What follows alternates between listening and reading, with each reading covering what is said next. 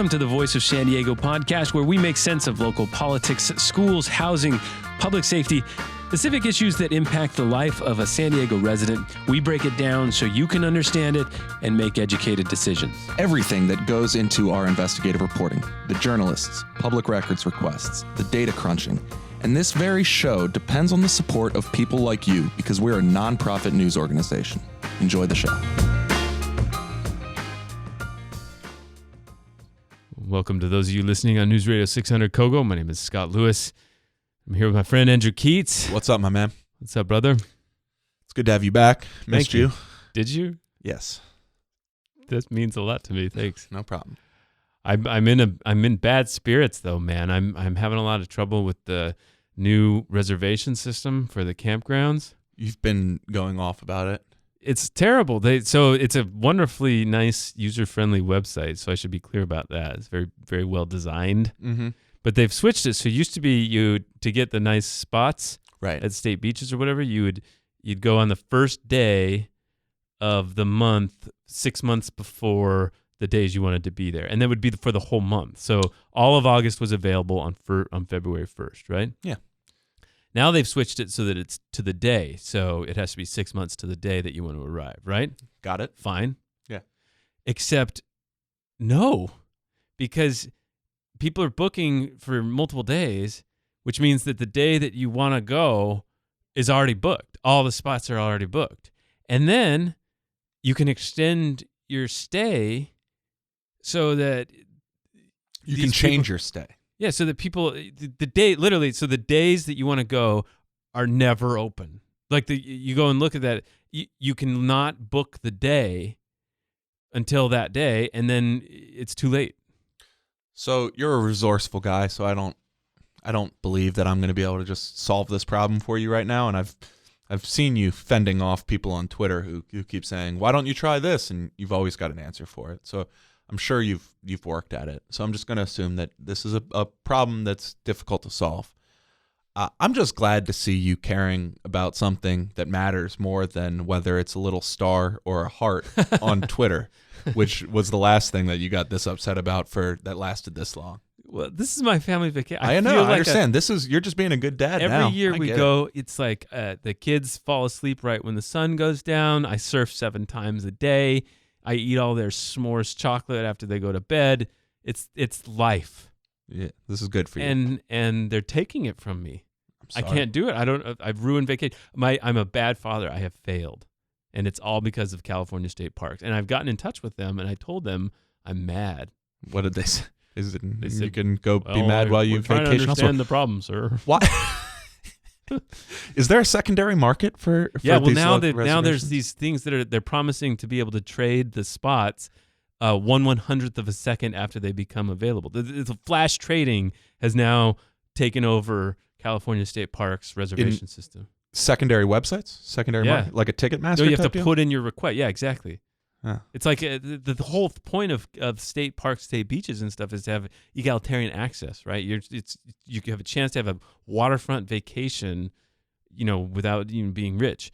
But now that was already a privilege because you had to be able to have like a fast internet and good bladder to sit there for a while. But but now you got to pay this extra premium to be But I did.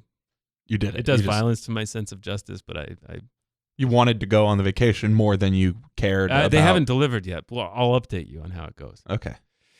I'm also, though, thrilled. This is a real token on the libertarian side of things. You can't regulate these things. The market will find a way. I know, but it's just they shouldn't let people extend their reservations. That's it. That's the only rule they need to pass. Don't extend. Once you get it, that's it. And then when it comes open, then a guy like me I don't know if your anger is coming across the audio as well. I'm scared. I might have ruined my vacation. My kids, this is my kid. They're like, well, we're going to San Diego. Yeah, we're going to. I don't know what's going to happen, Andy. I don't know what's going to happen. We had a great show. Mm-hmm. We got Genevieve JonesWright. She's running for DA. She's coming in. Mm-hmm. And she's fire interview. We got into a lot of points. She says there's a lot of corruption up and down the ranks of the county government, which led us to a really interesting discussion about what is corruption. Mm-hmm. We also talked about the death penalty and criminal justice reforms, lots of stuff. But first, a little bit of news, sort of. Mm-hmm. Voice of San Diego is 13 years old this week, 13th birthday. Yeah. It's like there's a lot of acne jokes on the Twitter and stuff. Yeah, it's a big deal for me. I've been around this almost this whole time. It's our awkward phase. Yeah. So Voice San Diego launched basically, I think, February 9th, 2005. I came on shortly after that. And I remember periodically at the early years, there were rumors that would come up that we were going to shut down, that we'd run out of money. I'll never forget one time, Evan McLaughlin, he's now chief of staff for Lorena Gonzalez, but he was a reporter. Mm-hmm. And he turns to me one day and he says, "I heard we're running out of money." And I was like, yikes. And I said, "Who'd you hear that from?" "It's somebody at the county." He said, "I don't know. And what's going on? Are we gonna? Is this over?" And I'm like, "I don't think so. If we are, like nobody's told me. I've seen the number. It looks like it's all right. I don't know. We got a lot of work to do." And that happened for like every year. Somebody'd be like, "Don't worry about them. They're gonna be gone." There was always this discussion about what is sustainability, right? And it was always coming from like academics and professors. And I'm like, who are you to ask me what sustainability is? I'm sorry I don't have an endowed chair. I'm sorry I don't have like this perfect, foundation and this tenure. Mm-hmm. But yeah, I think we can make this come together. So look, yeah, right. Every year's a struggle. We're still going, but 13 years. To celebrate, one of the things we launched this week was the Voice of San Diego, a parent's guide to public schools. Got one over there. It's basically a way to look through all the schools in the entire county, all of them. Shows how they're performing, if they're improving. Also shows their level of free and reduced lunch, which is a measure of poverty in a way. Also shows how many English language learners they have, and all special programs and distinctions. And we have several articles with explanation about what is TK, a transitional kindergarten, what is a charter school, and the various dates that school districts have about when you can choose. Basically, we also made it available in Spanish language. I went on Spanish language TV on Univision the other day and really rocked the studio. They've never, I was really into what they told you at the end of it. What? You'll get better. It was like being on TV. I've been on TV a lot, but that was like being on TV the first time. Oh, yeah. It was, my heart was pounding. I could feel it in my ear, Yeah. But I did all right. Anyway, it's in Spanish language. It's every library. It's also online. You can get the PDF version, but it's in every library in the county. Every library. Good. Yeah. 40,000 copies are out there. If people like it, we'll do it again and get better. Okay. All right. Are you good? I'm good. You are wound up. Am I? Yeah. We're talking about camping, talking about the thing you've done for the last 13 years and the school guide you've been doing for months. Your energy level is high. Everything's coming up, Lewis. All right. So one of the things we talked about with Jones-Wright was the former DA, Bonnie Dumanis. Now, she's back in the news, has been, since the UT revealed that her lawyers, Bonnie Dumanis' lawyers, she's running for county supervisor. Yeah. Her lawyers were advocating at the county pension system that she should be allowed, if she wins the race, to collect not only her pension, which she's been collecting, which is at about $269,000 a year. Yeah. Keep collecting that, and to allow her to take a salary. Yes. Now, the UT revealed that, and in that UT story, she said, look, I was never planning on taking the salary. Right. So the UT gets these emails, reports them out, goes to her for comment. The story is that she has hired lawyers. These lawyers have advocated over a period of time for her to be able to collect simultaneously both a pension and the salary as a County Board of Supervisors member. Her official response to the UT is, yes, but I never had any intention to actually do that. My lawyers were advocating for the ability to do that, but I wasn't actually going to do it. Right. It is also the case that nowhere in those emails is it mentioned that she was not going to take a salary. Right. It comes up for the first time in the official response to the story. Right. So, okay. So we pushed her, and as did the UT, and even Kate Osai asked her, like, okay, why did you never say anything about this? Why did you never, like, say you're not going to take a salary? What, you could have preempted this if this was real. If you're not just reacting to this outcry about what we've discovered, what was your plan for when you were going to do this? Yeah. So why are we only learning now in this UT story that despite your legal effort to claim this right to both a pension and a salary, why are we only learning now that you in fact never were interested in collecting both a pension and a salary? Right. This is their report. She countered by saying it would have come up during the campaign, which doesn't begin until March when all of the candidates are known. I have not announced formally yet, but I have always intended to not take the salary of a supervisor and just keep my pension, which I have earned after 35 years of service. The campaign has not officially begun. There have been debates. There's been press releases, fundraising disclosures for fundraising. Like hundreds of thousands of dollars have been raised, but it's not. She released a press release touting the fact that she raised more money than her opponents. But she hasn't formally entered the race. As part of a non-campaign, because it's not March yet. See, it's just February 13th right now. There are a lot of responses one can have about this situation. Look, that the campaign hasn't begun yet and you hadn't thought to release this information is not one I anticipated. It is a stretch. It is a stretch. That is a stretch. It's about as far as I'm willing to go with it right now. But boy, if someone were said, well, what do you think she's going to say? I'm trying to do a little bit of pre-reporting. I want to try to be prepared for any potential responses. Can you list all the things that she might say to explain why it never came up during this these legal discussions about why she can collect both the pen? Why it never came up? And I never would have gotten to.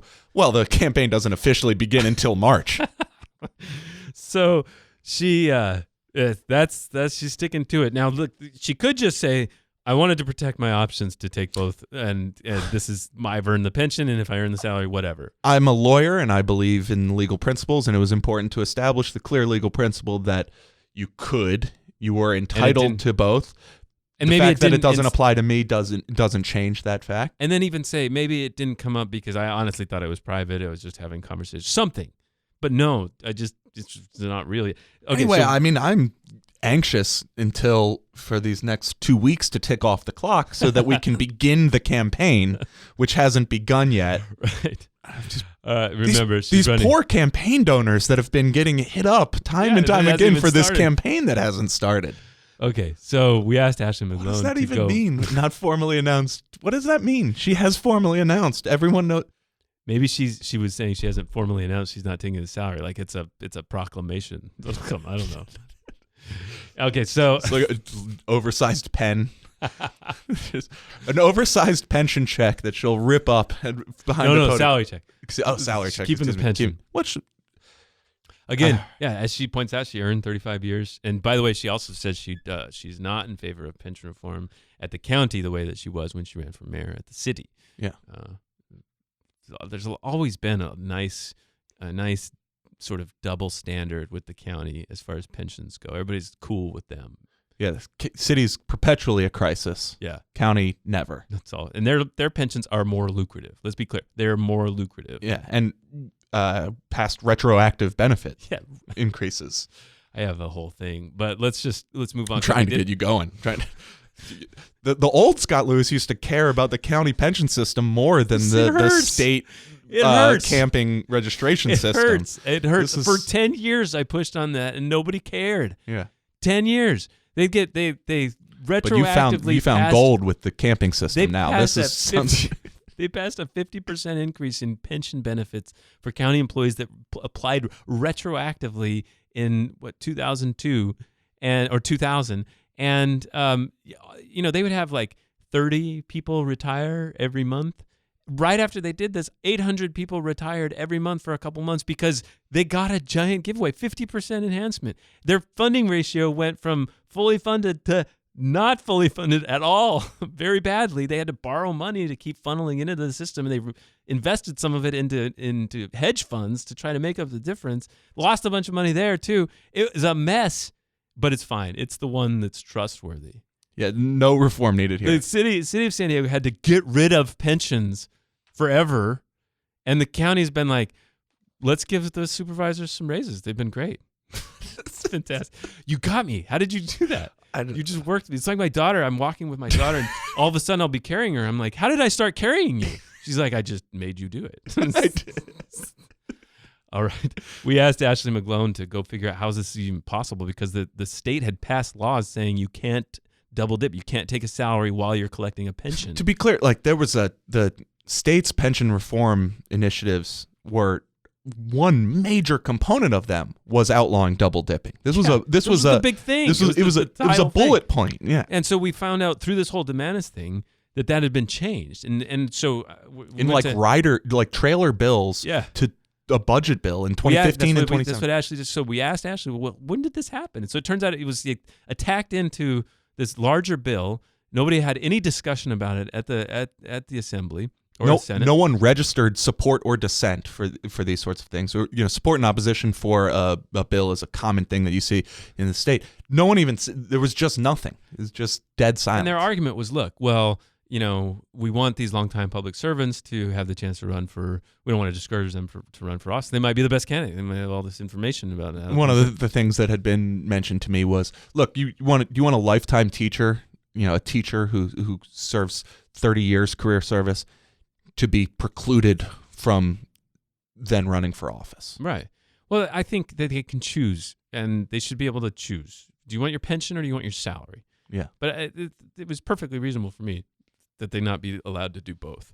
But anyway, one of the best responses was from Lorena Gonzalez. So she asked all the assembly people and the state representatives why did they support this change? And Lorena's like, well, I supported it because this and that. But Dumanis taking advantage of it is total hypocrisy, because it just so happens that she supports Nathan Fletcher, who's running for office. He's running for county. Yeah. Our hero of the week.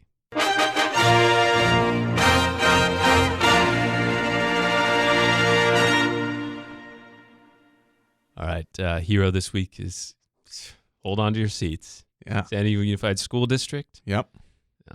They people who don't qualify for free busing will still have to pay $500 a year to get their kids to school on the bus.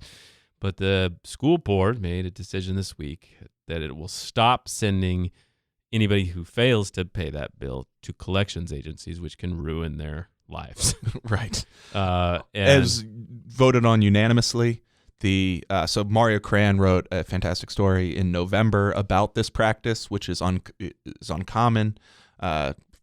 Few districts around the state do it. In fact, he talked to some experts who were unfamiliar with anyone doing it, and unanimously, the San Diego Unified School District Board of Trustees agreed, after having read the article, that this was a huge problem. They corrected their mistake. They acknowledged that this was a mistake, that they were doing this. They reversed course, and they've decided not to perpetuate the mistake and not to continue to victimize the families of the students that they're entrusted to protect. I saw you there. Yeah, they had resisted the article when it came out. There was Kevin Beiser, the trustee, was one of the sponsors of this change. He had his first reaction was not horror that they were doing this to these parents, and he realized that was a mistake, and that his first reaction should have been to acknowledge the fundamentally indecent thing that they were doing to the families of the kids that they're entrusted to protect. And I don't hold it against him that he didn't realize initially, right away upon reading the story, that this was a bad policy. It's more important to me that he has acknowledged his error over time and voted to correct the behavior. So John Lee Evans, of course, found another person to blame. I would put a challenge to the state legislature not to put us in this position in the first place, where we have to find nickels and dimes under every corner to fund our schools, to transport our students, and to provide the materials that we need. Always a way to blame the state. Maybe you could demonstrate the state's lack of funding with like a thermometer of some kinds. Some proportional representation of where the district's budget comes from. All right, we have the GOAT in the second part of this show. For those of you who are listening on AM 600 Kogo, thank you for doing that. You should also check out the podcast, where we will again have all these interviews, including Geneviéve JonesWright, who is running for DA. Again, if you want to listen to the podcast, go to any podcast app, the iTunes or Apple Podcast app. Stitcher is available as well, and check it out. Subscribe to it, review it. Tell us that you like it. That's a way to get new readers, new listeners. Yeah. And come to the Facebook group. Yeah. Yeah. VOSD podcast, Voice of San Diego podcast group. We've got a lot of questions and such. Tell us about the good questions we forgot to ask and the bad questions we did ask. Summer Stefan, the interim DA, wants to be on the show again. A lot of people want to be on the show. We've got a whole list now. So and you can soon the election season will begin in March, which is when it officially begins. Yeah. So this has been the Voice of San Diego with News Radio 600 Kogo.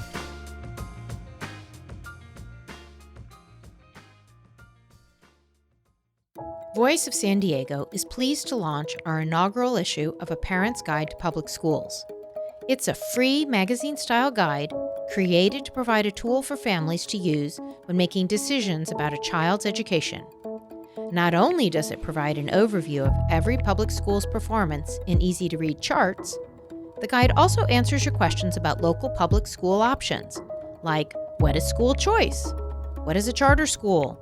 Or is transitional kindergarten available for my child? Voice of San Diego has distributed more than 40,000 copies of the guide throughout the county. If you didn't receive one, check your local library or download a copy from our website, voiceofsandiego.org. As a nonprofit news organization, Voice of San Diego depends on our members, foundations, and sponsors. If you like Voice of San Diego's work and want to become a sponsor, contact us at development@voiceofsandiego.org.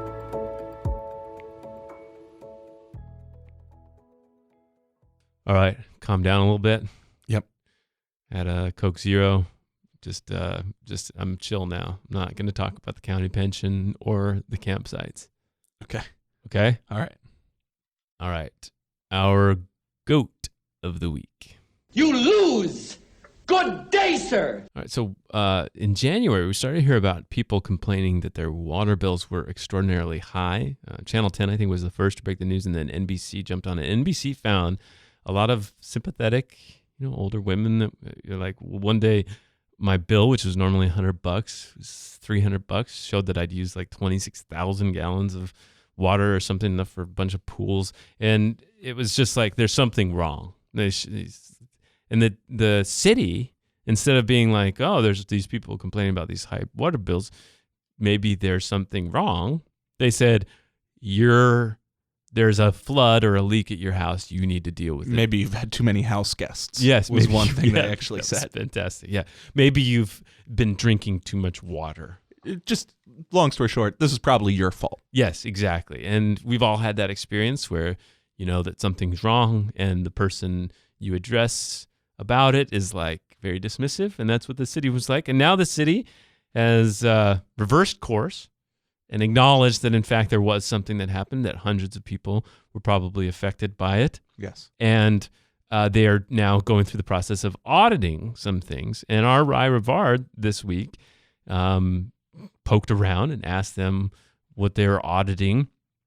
And they said, well, what we're not going to audit is a lot of things. Yeah. And the department that would be the theoretic target of the audit was put in a position where it was allowed to tell a committee created to oversee it what they could and could not audit. Yeah. Going so far as to say, we'll talk afterwards. I'll tell you what you could audit. Yeah. Which It'd be like that, like Rye pointed out, it'd be like the IRS saying like, hey, so what do you want us to audit? Yeah. You know, Like, can we look at your and then you're taxes? like, no, I don't want you to audit that. My You can neighbor. audit, something Yeah. else. Right. Here. I think the city's entire response to this situation from the beginning has not been to take it as seriously as they could have. And I don't know that it would have been much of a scandal in the first place had they just said, oh, there's clearly something here. We're going to look into it right away. Now it's going to be probably overcorrecting. There's probably going to be too many hearings and, all these, what happened, when, and all that stuff. Again, when there's a problem, let's just pretend that you might be responsible. Yeah. Might be worth looking into. Right.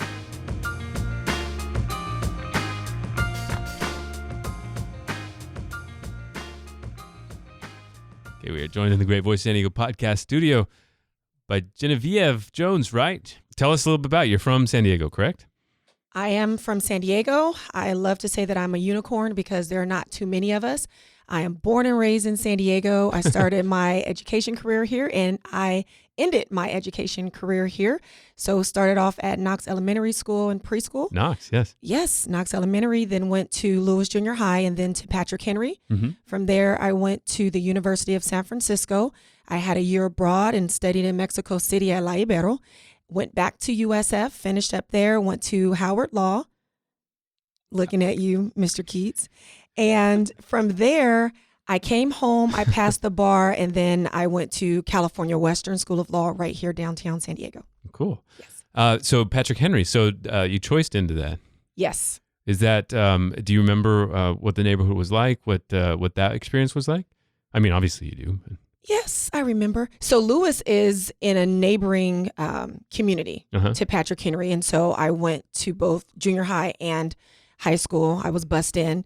And so very, very different from my experience at my elementary school, because at Knox Elementary, which is now at middle school, Right. there was a lot of people who looked like me. Mm-hmm. And then I was a part of the GATES program, the Gifted and Talented Educators program. And so I began to be bussed out so that I could participate in the programs there at those schools. Very, very different. I would be like the only person in my AP classes that looked like me. And so that was a different experience, but And then got used to Howard, it. that wasn't like that. Oh, it was all flipped. Mhm. So even at USF, African Americans were less than 3% when I was there. And so we were trying to work then on recruitment efforts and things of that nature. But Howard was the complete opposite. And I've enjoyed all of my time at all of my schools because they all offer different things. Mhm. And so grateful for my education career. Absolutely. Well, we're going to just start. We have a bunch of things, and we'll follow up any of your thoughts as well. So one of the things I decided to do was pull up the mission statement of the district attorney's office. And I just wanted to read that to you and see what it might look like if you were to tinker with it or if you're just okay with it. So it says, the employees of the San Diego District Attorney, in partnership with the community we serve, are dedicated to the pursuit of truth, justice, and the protection of the innocent and the prevention of crime through the vigorous and professional prosecution of those who violate the law.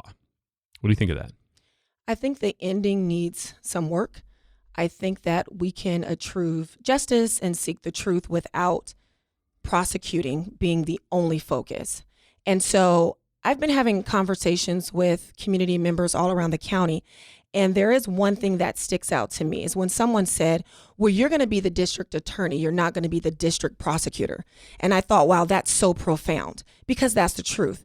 As attorneys, we are trained to problem solve and to think differently. And so we don't have to try to prosecute our way out of issues. I think that as attorneys, we are smart people, and we should be able to use our brains to remedy issues and to solve problems without necessarily going to prosecution all the time.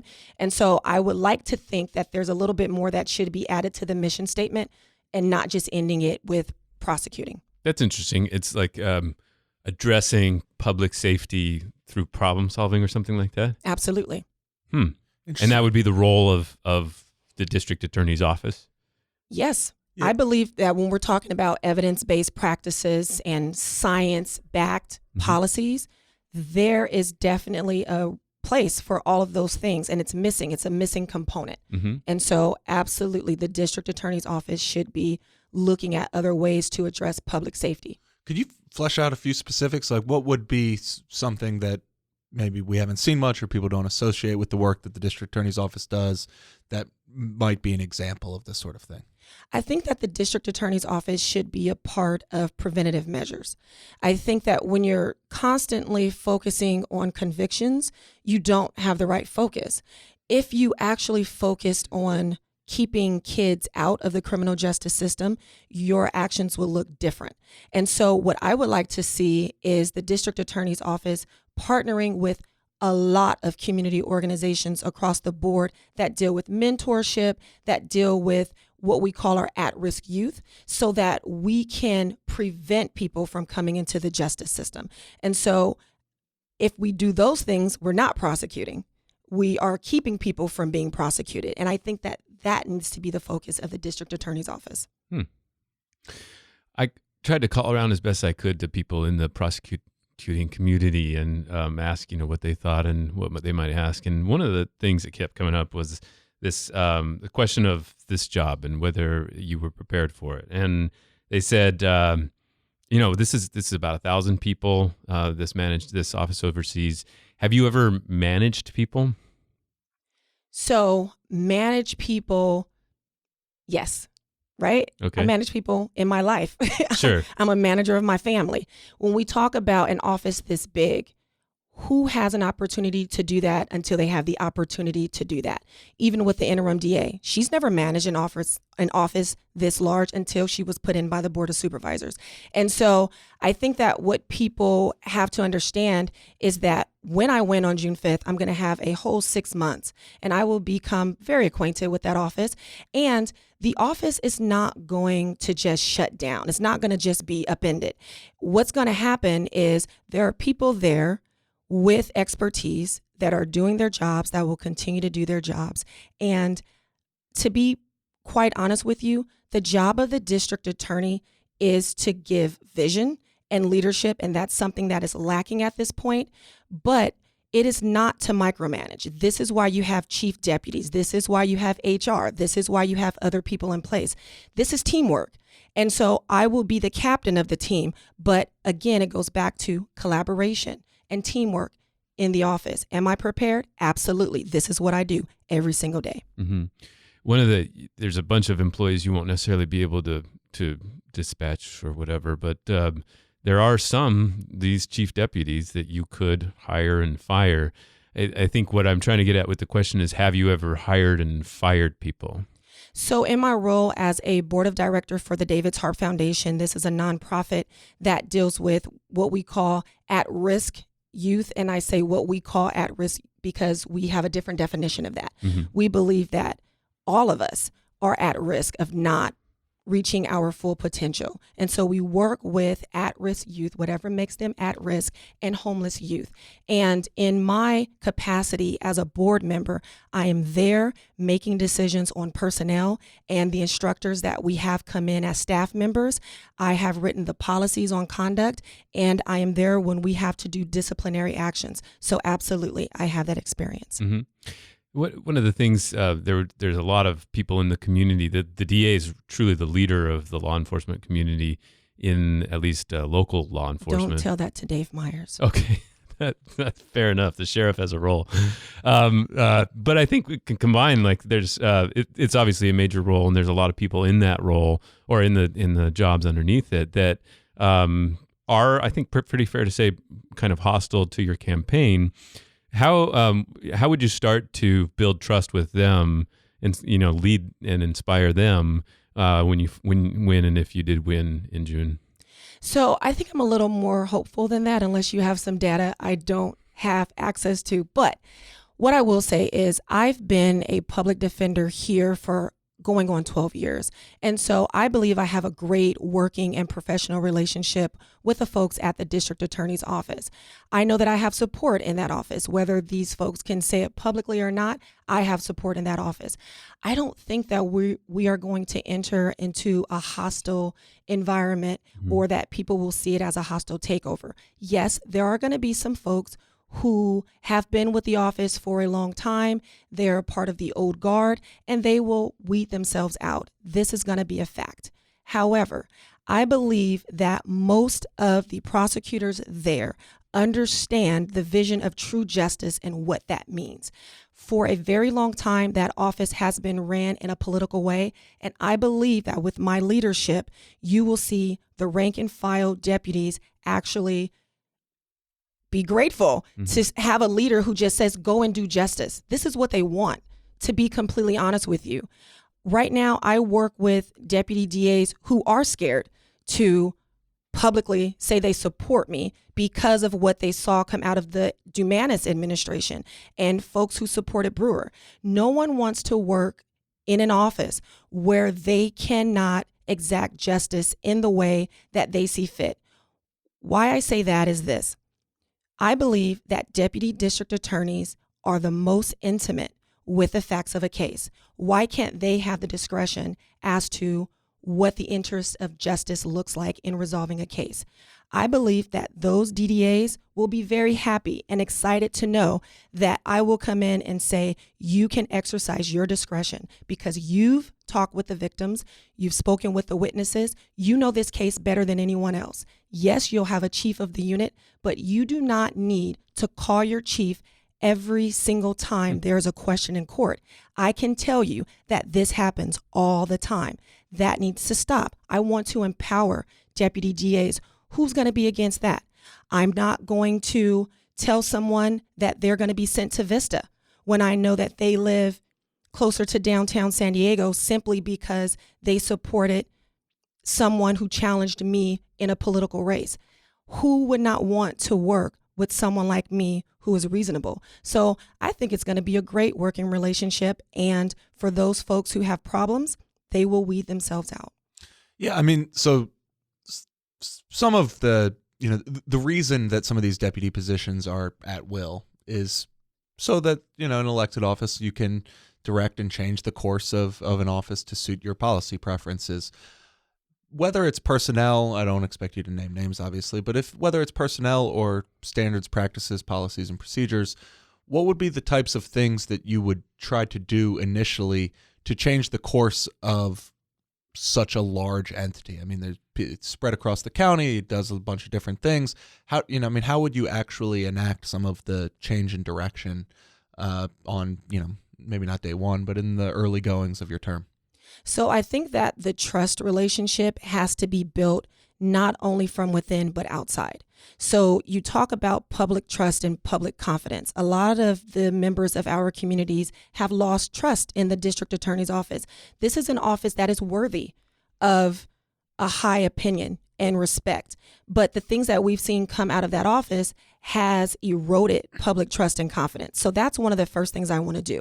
The other part of this is in building a new culture, because make no qualms about this, and I'm not going to mince words about this. I'm coming over to change the culture of the DA's office. And when I come over to change the culture of the DA's office, I'm going to have to make sure that the rank and file deputies, the line deputies are all on board with the vision that I'm setting forth. So when you talk about creating the trust within your deputies, that is going to come with some time. But I don't think that it's going to take a lot of time, because I do believe that a lot of the deputies are already on board. But I think that there has to be different policies that are implemented to let them know exactly what the expectations are.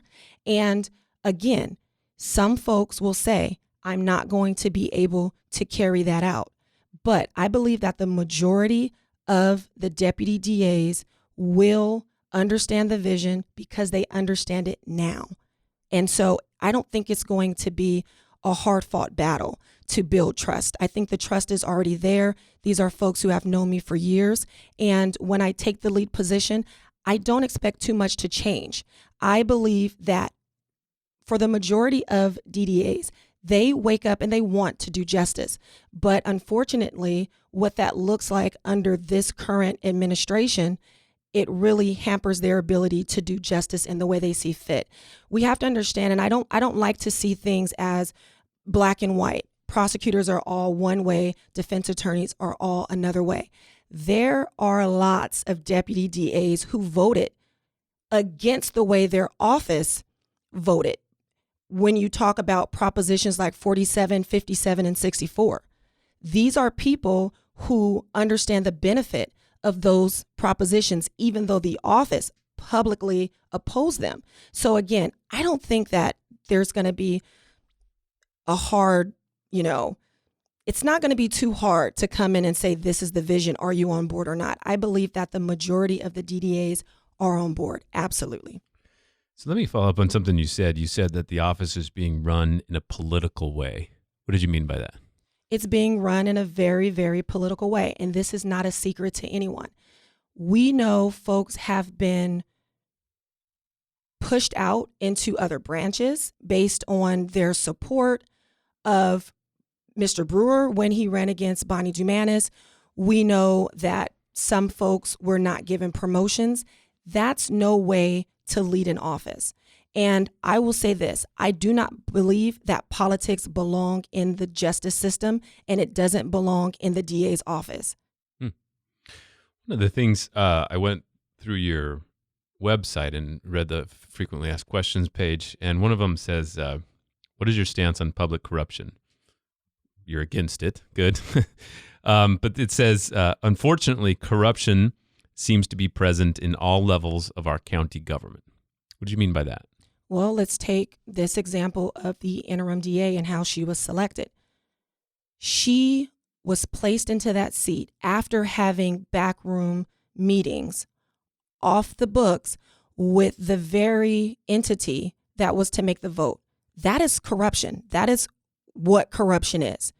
We had Bonnie Dumanis step down from her seat in order to have her succession plan come to fruition. And she didn't let it come to fruition on its own. There was gamesmanship. There were backroom deals. So when you talk about corruption at every single level, if you are there and you are a part of the backroom deal, then I'm sorry, you're also a part of the corruption. I don't buy the excuse that my opponent gave when she said, well, yes, I met with the Board of Supervisors, but I only met with them to tell them that I was running for this seat. Anyone with common sense understands that that's not the truth. You don't need to meet with the Board of Supervisors to advise them that you're running for public office. The entire county votes in that election. You are clearly talking with them to talk about the decision that is in their hands regarding putting you in that seat. And so when we talk about corruption, we don't have to look very far. We don't have to go all the way to Washington, D.C. We all read our newspapers. Unfortunately, we have this arrogance of corruption that is happening in San Diego County and that has been happening for a very long time. And so we all know what I'm speaking about, and we have got to end this. If we continue to have elected officials not represent the people, but they represent themselves and their own interests, and they don't care about corruption, we failed.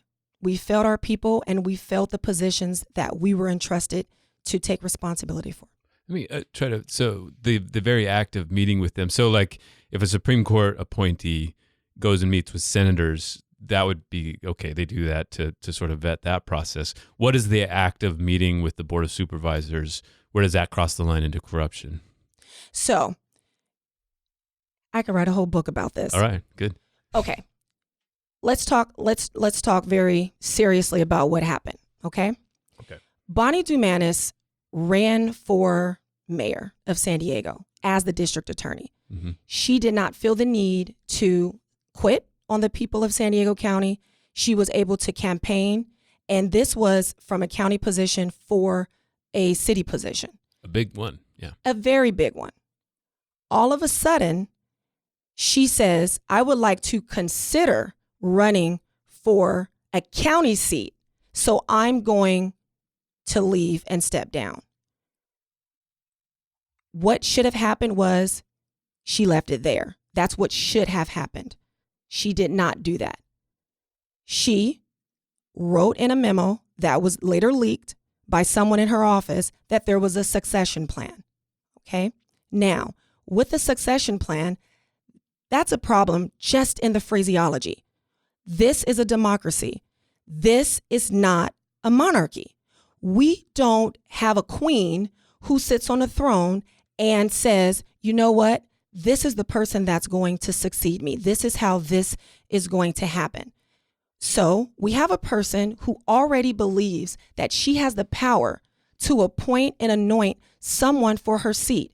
This is an elected office. So therefore, it is by vote of the people. So as soon as she created a memo that advised her office about what the succession plan was, this is when we started to see the corruption. Because again, she didn't leave it at that. This was not an internal memo that she did not act on. We then saw steps being taken, again, off the books to meet with the very people that would make the decision. If you had a succession plan, that's fine. That's called planning. Looking at the best of all worlds, right? Mm-hmm. That's called planning. But when you take your successor around to the very people, and it's not public, these aren't on your calendars, no one else knows about this. This is intentionally trying to be hidden from the public. That lets you know that something was already wrong. So for the past or the last 6 months before the decision making, you're taking her around to the people who are going to make a decision.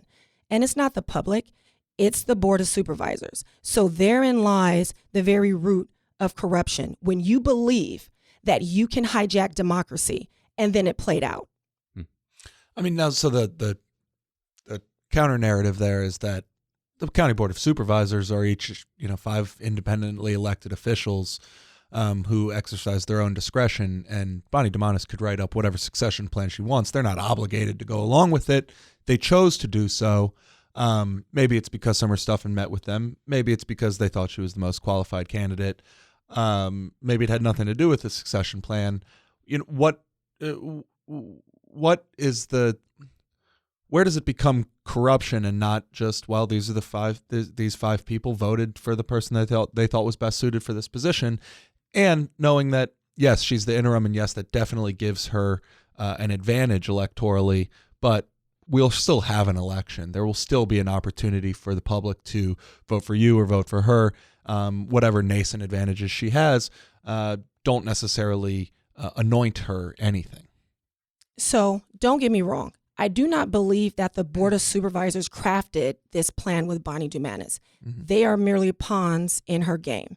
And we have to be very clear that Bonnie Dumanis is not a stranger to the Board of Supervisors. And there are relationships, right? As a district attorney, you have relationships with the sheriff, with the chief of police, and also with the Board of Supervisors. We know that the Board of Supervisors creates the budgets for a lot of the agencies and entities in the county, and that also includes the district attorney's office. Bonnie Dumanis has come to them at meetings. They have personal relationships. They have a working relationship, and that is all fine, well, and good. But if there is nothing that is bad going on, why is it a secret? Why are the meetings a secret, right? That's the first thing. The next part of this is that when we see what has happened and this unchecked sort of behavior from Bonnie Dumanis, and I'm sorry that I keep saying her name, but we have this sense of entitlement that has been created by all of this happening and by my opponent, right? I remember her in an interview with you all in the spring before I came into the race. And there was this talking as if she was a gladiator. There was this, whoever you are, you need to come out and face me. That was the type of language they were given. I remember, yeah. And I just thought that was really weird, right? There's this sense of entitlement. There is this sense of we can do whatever we want to do and nothing is going to happen. My question is, how did Bonnie Dumanis run a race against former DA Paul Finkst on the platform of a failure in the DA's office to adequately prosecute the Crow case, and then your handpicked successor is the very person who personally mishandled that case, right? Other than that, and that's a valid question. That is a valid question. How do you jump from that to this? Now, how do you go from you put me in my seat, although I told Voice of San Diego on a podcast that my top priority is going to be public corruption, but I'm not going to ask questions and I'm not going to investigate Bonnie Dumanis and the allegations that she took money from a foreign national knowingly and illegally.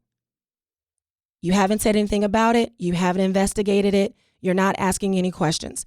Now we're hearing more information about straw donors, and we're still not seeing anything come out of that office where they're asking questions or investigating. This is the arrogance of corruption. So I can't give you step by step on her plan, but I can tell you that it smells. And it smells because when you put in a person and there's just no way that my opponent will ever prosecute or look into any allegations of any of her cronies. This is not just about Bonnie Dumanis. This is about her kicking the ball on other things that we've seen. And there is an extreme sense of entitlement. And I'm going to just say this.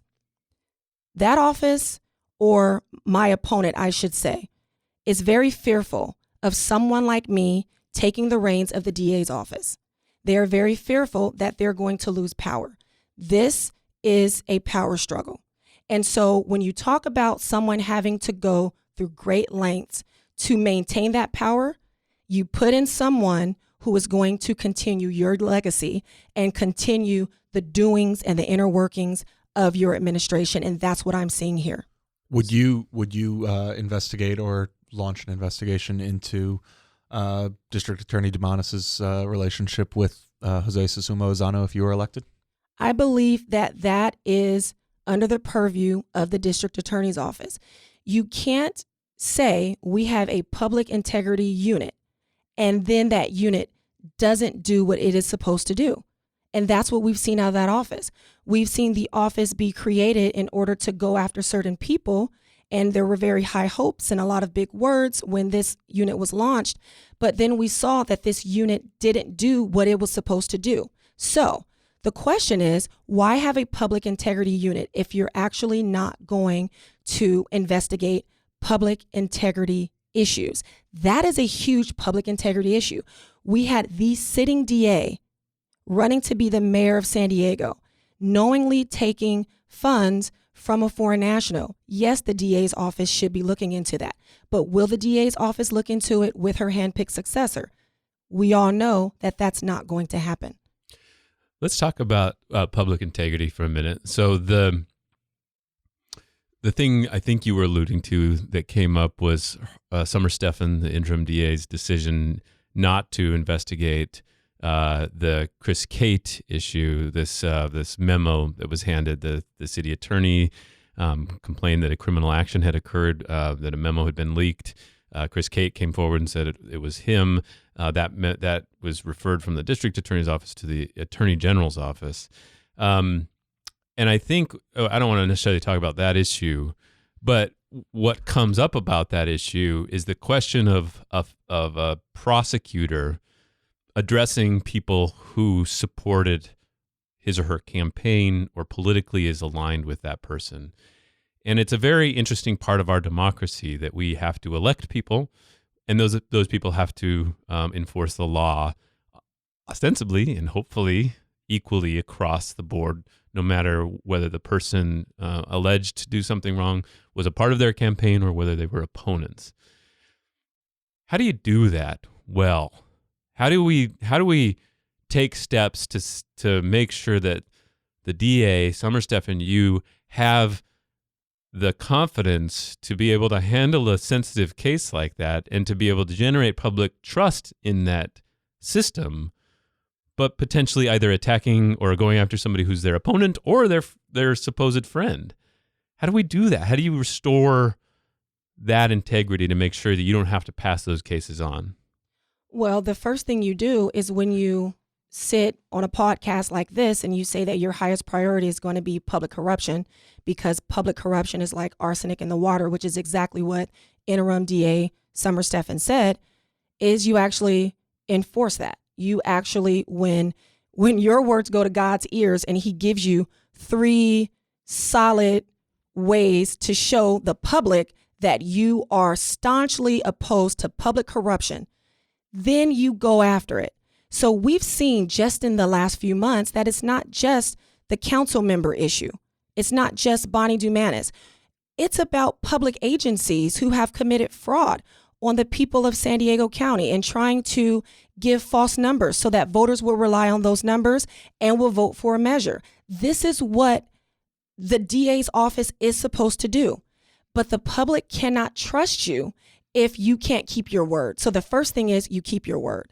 The second thing is you don't have one justice reserved for your cronies and another justice for folks that don't live in your neighborhood.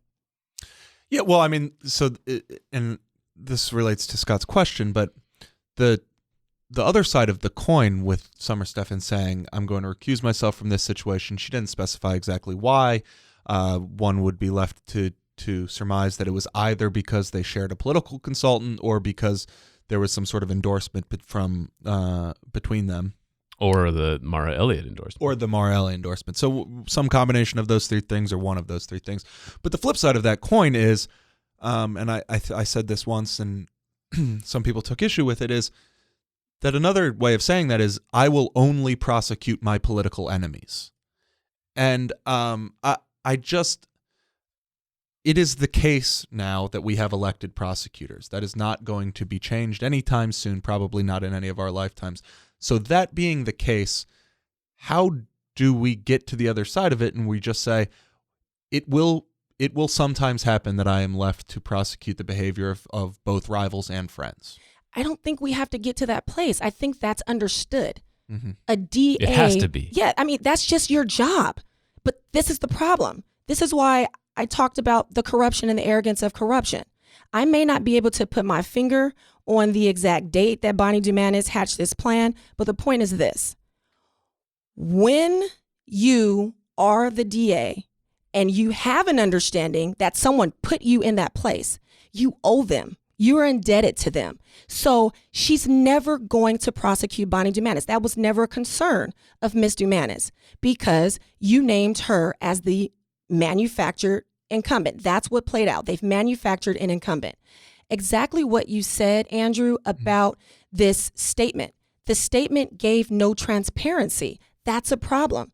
Issue a statement that lets the people know what you're working on or what you're not working on and the reasons. If you gave a reason, then we would all say, I understand this is why you're punting it to the AGs. But now we're all left to speculate. That does not foster public trust. And again, the DA's office has to foster public trust because there's been so much that has come out of that office, and that office is worthy of respect. This is a very, very critical office, and I would love nothing more than for the public to understand that when a decision comes out of the DA's office, whether it is an officer-involved shooting or whether it is an investigation into an elected official, that whatever the end result is, that they can trust it because the process has been transparent, it's been fair, and you do what you say you're going to do, and that is lacking. Let's talk about some issues that the DA will play a role in and take stands on and such. And one of them that you mentioned earlier was Proposition 57. That was the proposition passed last year or 2016 had a bipartisan support. Kevin Faulconer notably was in support of it, a Republican. Others, Jerry Brown. There was just a blow up. A judge declared that sex offenders should be considered in this. This is an early parole consideration to ease prison overcrowding and other issues. And Lorena Gonzalez, Assemblywoman Lorena Gonzalez, posted, "This is outrageous. We should have a revote on this issue." There seems to be another one of these comes up a lot. There's some sort of outrageous story or whatever, and that casts doubt on some sort of criminal justice reform on the whole. Do you think Prop 57 has worked the way it should, or does it need a tweak? I think that the concern is always whether there's a loophole or something unintended that comes from legislation when we have state legislators. Mm-hmm. And this is why I'm a big fan of collaborating and actually talking with community members who are the experts of their own lives and people who will be impacted. So I would say that it's not just Prop 57, but we saw that we had to kind of go back and add some other language to Prop 64 after having another vote. So it is something that we work through because we don't have all the answers in Sacramento. We don't have all the answers as we sit and think of ways to solve issues. And so that's why I'm a big proponent of trying to include as many people as possible to avoid having to go back and revisit and redo. But it's not just an issue with Prop 57. Prop 47 had been championed famously by former police chief Bill Lansdowne, but was opposed by then current, I guess still current police chief Shelley Zimmerman. It has been criticized often as unintended consequences that grew out of it being contributing factors to our current homelessness crisis. That they don't have a way to sort of carrot stick. They can't force people into drug treatment is the common criticism of Prop 47. Right. And so, yeah, that when there was an option for felony charges, you could use a felony charge as leverage to usher someone into drug courts or something along those lines.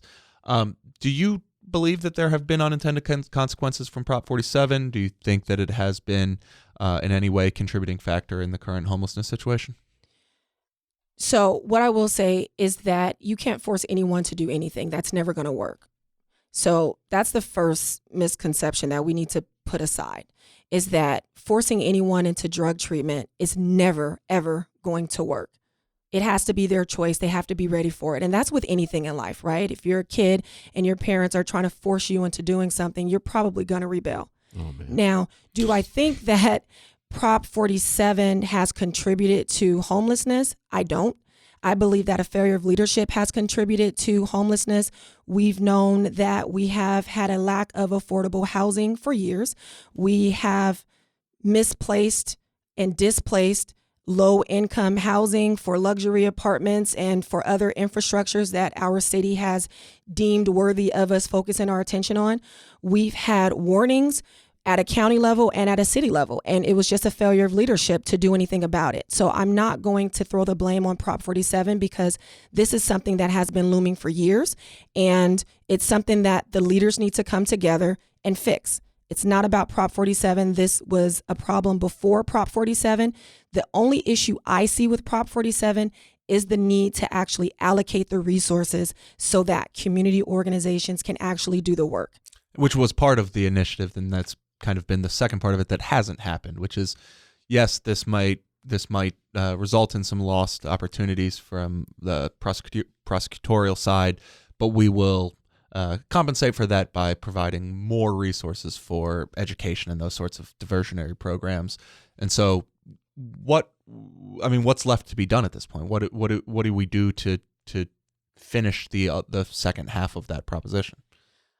What we have to do is give it some time, and we do have to allocate the resources. We know that the fundamentals that underlie Prop 47 are truths, that we have to shift our focuses, and we actually have to help people instead of giving them convictions that only set them back. So if we give it time and we give it the money to succeed, it will succeed. So Are those laws okay? Are 47 and 57 okay? The DA has a role in speaking out and endorsing and helping change some of these things. Are they okay the way they are? I don't want to give a big blanket statement that they're okay the way they are, but I will say that one of the things that concerned me originally about Prop 47 was the fact that you could steal a gun and it would still be a misdemeanor. And so, like I said, we circled back, we fixed that. So I think that we've gotten it pretty much right. I think that the ideas behind the propositions are the philosophies we need to stand behind. But I think that we have to make sure that we give them what they need to actually succeed. So this one was submitted to me on an issue. So what processes and procedures would you put in place in reviewing possible death penalty cases? And how would you exercise your discretion on that? So the first thing that I have to say about the death penalty is that even with the death penalty being the law of California, that a district attorney doesn't have to exercise or impose the death penalty. And that's something that we all should be cognizant of. When you're talking about the state killing you in the name of the people of the state in order to tell the person it's wrong to kill, we're talking about a very heavy issue. So I would go in not taking it very lightly. This is something that you have to sit around with folks and you have to come to the table and you have to ask yourself, is this an offense that's even worthy enough for us to talk about imposing the death penalty? But I think that there are other factors. You have to talk about the age of the person. You have to talk about the seriousness of the offense. There are a lot of things that have to be taken into account. We're talking about a life here, right? Mm-hmm. Now, I'm going to be very frank with you all. I wish that Prop 62 had won out over Prop 66. I would not feel comfortable as a district attorney saying I would impose the death penalty because Prop 66 hasn't lived up to what it was supposed to live up to. So Prop 66 was supposed to be the answer to a failed death penalty, but it hasn't addressed those issues. And so right now, as it stands, the death penalty is very, very arbitrary. It is discriminatory, and it is not a deterrent. And so I am not a fan of the death penalty. I oppose the death penalty. And until we actually have something that makes it foolproof, I would not be willing to impose the death penalty because taking a life is too heavy. So the Prop 62 was the one that eliminated the death penalty. Prop 66 was the one that supposedly sped up the process, made it more actionable, executable. Yes. So it expedited the process, and it also took away some of the process where you would have all of these appeals in court before you actually kill someone. Why would you want to speed up death and take away due process at the same time? So we have to really look at what Prop 66 did. We got this from Texas. That's not a very good role model, especially as we're talking about the death penalty. And so, people like to bring up this word, but it's loaded. The death penalty is loaded. And we also have to understand that there are innocent men and women incarcerated right now, and there are innocent people on death row. And I know the stories of some folks who died behind bars and were exonerated after their death. So to say, I will take a life, that is a decision that will not come easy, especially when I know the pitfalls of the death penalty. You started the answer, and I thought you were saying there is a case you can imagine doing the death penalty on. And then you ended with no. And I'm curious, did I hear that right? Like you there's a part of you that can imagine maybe doing it, but as far as it stands, no. So I'm a person that's able to look at myself as a person and have my own personal opinion. And then I'm able to say, in looking at the role of the district attorney, that I understand that a part of the job of the district attorney is to make these decisions. I don't ever want to look as if I foreclosed off any possibility of being open-minded, right? Mm-hmm. But in saying that, I am personally and very strongly opposed to the death penalty. I can't see where I would believe that I am 1,000% sure that this person committed that crime that I would want to take their life away. I do not believe that it is foolproof. We have not advanced, and I don't feel comfortable with that. But I do understand that that is a part of the role of the district attorney to look at facts and to look at evidence and to understand that that is something I could consider. Mm-hmm. So I interviewed you this summer when you first announced that you were running for office. And here's one of the things that you said to me then. You said, humans are fallible, and 155 times in 10 years, the DA's office has said not one time an officer should be held accountable. This is related to officers who killed somebody in the line of duty.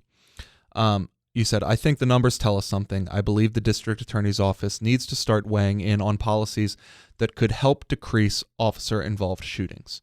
So one angle that Scott and I have talked to a number of different people on this show about is what to do about these cases that maybe you come to a conclusion that an officer doesn't deserve to be charged with a crime, yet you can also concede that some mistakes took place, and because of those mistakes, an innocent person or somebody who didn't deserve to die was nonetheless killed. What role, short of charging an officer with a crime based on an officer-involved shooting, what can the district attorney's office do for those cases where it may not be a criminal action, but it is something that maybe they didn't follow training, they didn't follow protocol, something broke down along the line, and at the end of the day, someone was killed because of it? What can the district attorney's office do short of prosecuting an officer? I think that given the relationship between the district attorney and the police forces that we have in the county, and also with the sheriffs, that the district attorney should absolutely be a part of the conversation and weighing in on de-escalation tactics. And even if something is not a crime, having those conversations and talking with law enforcement. And the reason why I say that is because if they will continue to say, well, I was negligent this time, or, this doesn't rise to be a crime, there still needs to be some sort of conversation that there's an understanding that officers have a duty and they need to exercise that duty with care. I think that what we're seeing is that officers are engaging in shooting a lot more, and they're shooting unarmed people. And I understand where officers are coming from when you're in the line of duty and you don't know whether your life is actually in danger. But I think that the district attorney has the obligation to talk with law enforcement first about de-escalation practices and why it is so important, and also to help with the training of law enforcement officers as it relates to the law, as it comes down from the Supreme Court, and understanding, but also holding them accountable. Because even if it doesn't rise to the level of being a crime, the district attorney, after looking at the facts, will be able to parse through and say, but you could have done this differently. And I think that the district attorney should be trusted enough that the officers will see that they are still doing their job and they're still on your side, they're still willing to work with you, but that there is room for improvement. It can't be simply a decision that you were fine, you're not going to be charged, and we're going to leave it there. There still has to be a continuing dialogue as to what could have happened and what could have improved that particular situation and encounter.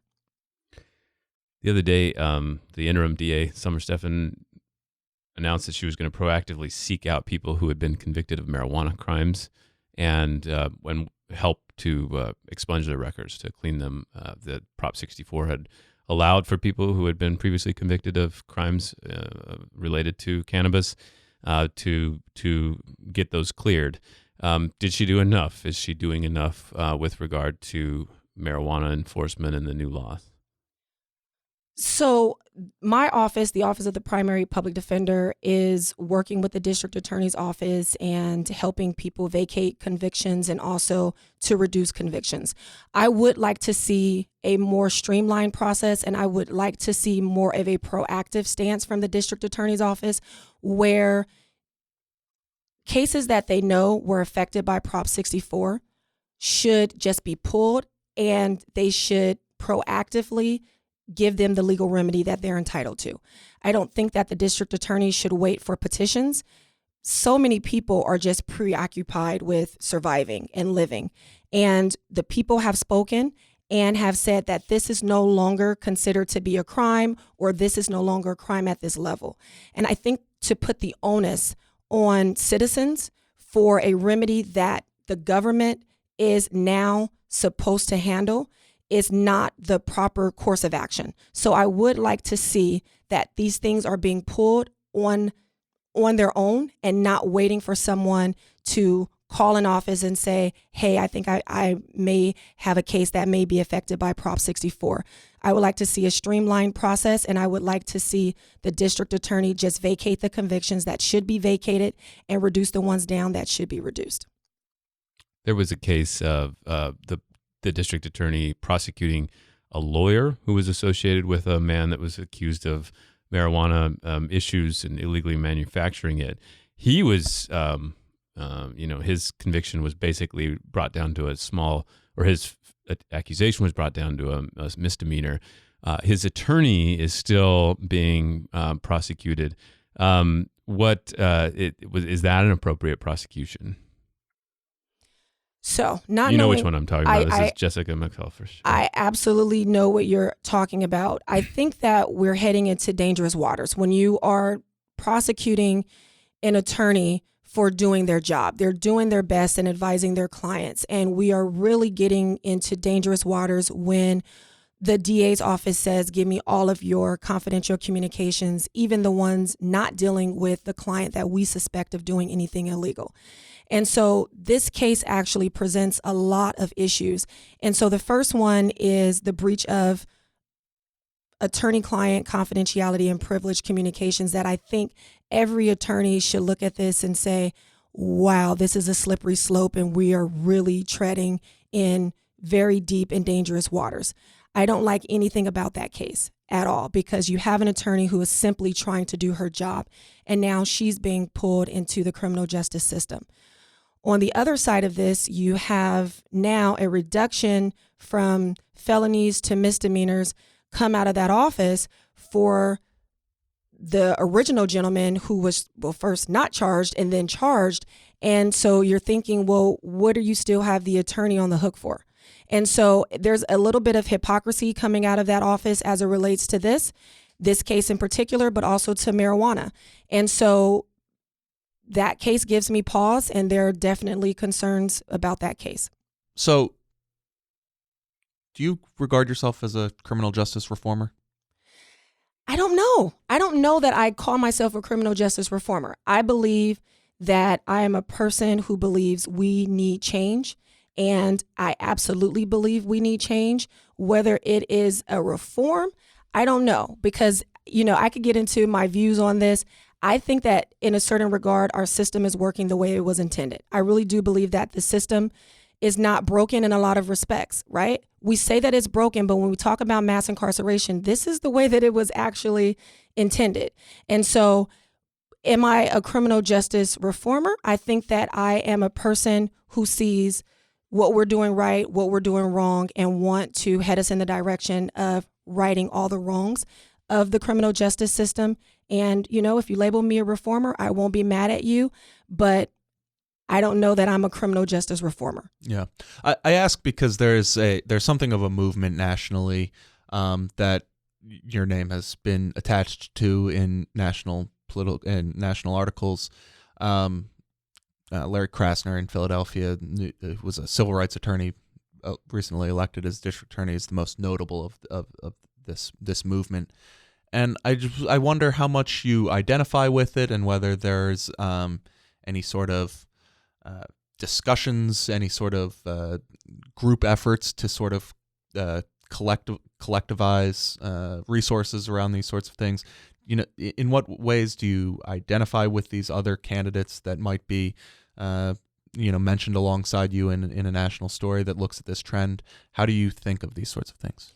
I think it's amazing, and I think it's awesome, and I think it's exactly what our criminal justice system needs. I think Larry Krasner is the best thing for Philadelphia. I believe that when you put in district attorneys who are not career-long and lifelong prosecutors, you'll see a more balanced criminal justice system. And so I am inspired by everything that is going on around the nation with the election of non-career-long prosecutors. Folks who say mass incarceration is wrong. We need to remedy this. We need to stop this. We need to end the school-to-prison pipeline. We've got to change this cash bail system. This is what we need. This is absolutely what we need. And so will I align myself with them? Yes, because they're wonderful and they're doing the work that needs to be done. The status quo has to be put out of business. That's just the bottom line. We don't get to a place where federal judges say empty your prisons because we have prisoners dying because of overcrowding and they're not getting medical attention and they're sleeping on floors. That's where the status quo has brought us. And so we need change. And so hearing stories about Larry Krasner and other DAs is very inspiring, and I would love to be seen in the same light as them. Genevieve JonesWright, thank you so much for coming. Thank you.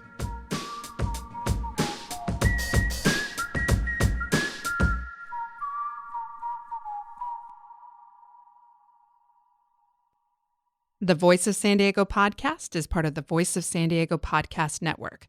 Visit voiceofsandiego.org/podcast to learn more about the Cura Chaos show about movers and shakers on both sides of the border, Beer Talk Radio, our business shows Startup Vault and I Made It in San Diego, and the rest of the shows in the network. If you like the show, go to voiceofsandiego.org and click the donate button. Or if you'd like to sponsor it, contact me at kinsey@vosd.org.